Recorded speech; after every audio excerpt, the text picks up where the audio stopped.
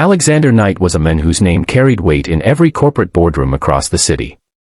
A self-made millionaire, he had built his empire from scratch, moving through sleepless nights, endless negotiations, and ruthless competition until he became a titan of industry. To the outside world, he was a symbol of success, a man who had everything: the sprawling mansion on the edge of the countryside, cars worth more than some people's entire lifetime earnings, a lifestyle reserved only for the elite. Yet behind the polished surface of his perfectly tailored suits and the impenetrable fortress of his marble estate, something was missing: a warmth, a softness, a presence that could not be bought with money. That absence became most visible in his sons, Ethan and Liam, two small boys who had everything toys and wealth could offer but lacked the gentle nurturing of a mother. Their mother, Isabella, had passed away 3 years earlier after a sudden illness, leaving Alexander shattered yet burying his grief under layers of work. He became colder, stricter, always away, never truly present, though he told himself it was all for his children's future. Life inside the Knight mansion was structured like a military routine. The boys had tutors, maids, and nannies, yet none ever lasted long. The millionaire's high expectations, combined with the boys' wild energy, scared many away. Tutors complained the boys were unruly, nannies resigned after a few weeks, and maids quietly requested transfers to less chaotic households. They weren't bad children, they were simply longing for laughter, for someone who would kneel to their height, play with them, and love them like a mother would. Their father's presence felt more like an occasional guest appearance than the steady warmth of a parent. Then came Maria. She was not the kind of woman anyone would expect in the Knight household. A maid hired through an agency, Maria had a background nothing like the polished staff the millionaire usually preferred. She was humble, from a modest upbringing, with a heart far bigger than her resume. When she walked into the Knight mansion for the first time, wearing her simple uniform and her nervous smile, she felt out of place among the chandeliers, marble staircases, and paintings that cost more than she could imagine earning in her lifetime. But something about her energy was different. Kindness radiated from her, the sort of quiet resilience that life's hardships carve into a person.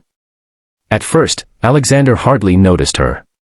To him, she was just another maid hired to maintain the structure of his home.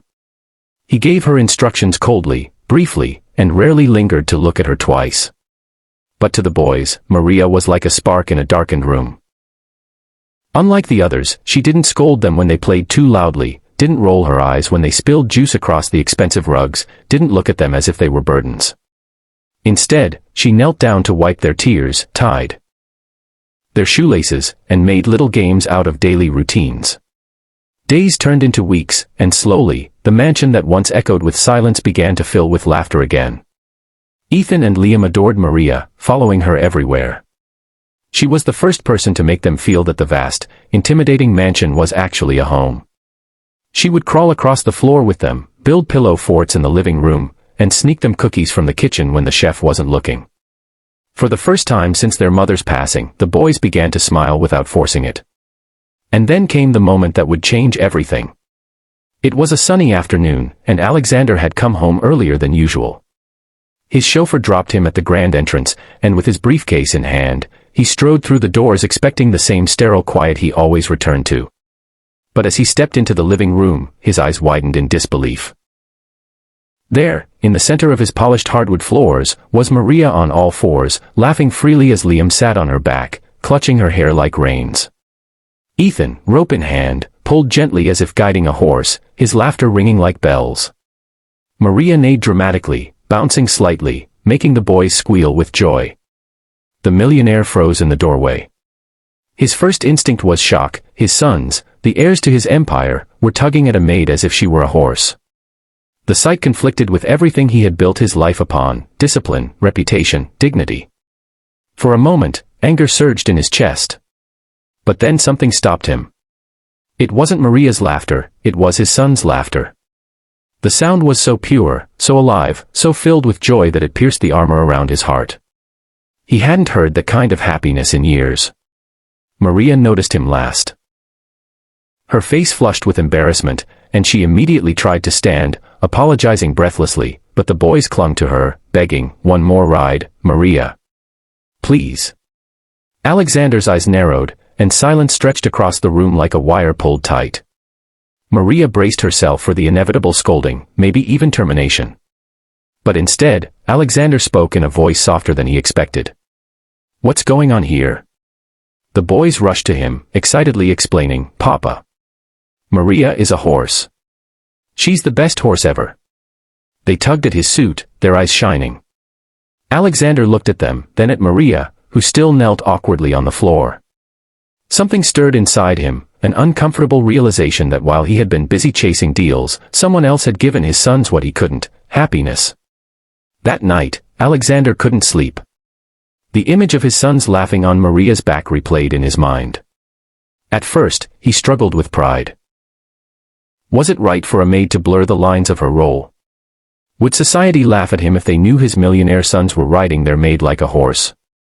But then he remembered the look in their eyes, the way they clung to her as if she were their anchor. He realized then that money could build walls, but it couldn't build joy. And that joy was priceless. From that day forward, Alexander began to watch Maria more closely. He noticed how she wiped the boys' hands after meals, how she told them bedtime stories in voices filled with characters, how she sat with them when they cried. She wasn't just a maid, she was a healer, a presence filling the void Isabella had left behind. Slowly, Alexander began speaking to her, not as a servant, but as a person.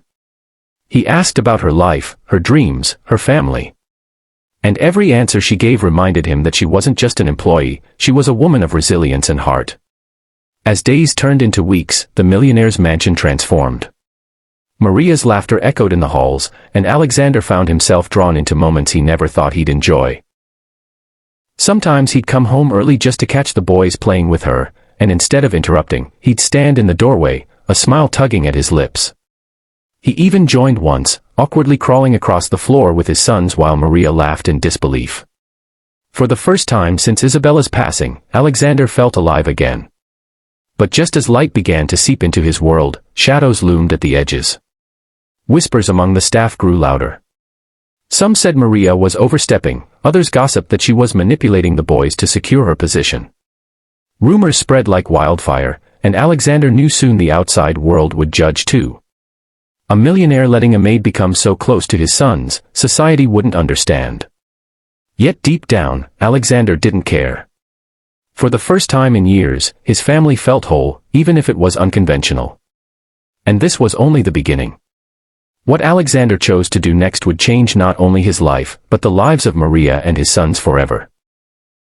But before we dive into Chapter 2, let me ask you this: if you've been touched by this story so far, if you believe love, kindness, and family are worth more than all the riches in the world, then make sure to subscribe to our channel right now. That way, you won't miss what happens next in this powerful journey, a journey that proves sometimes the people we least expect can transform our lives in the most extraordinary ways.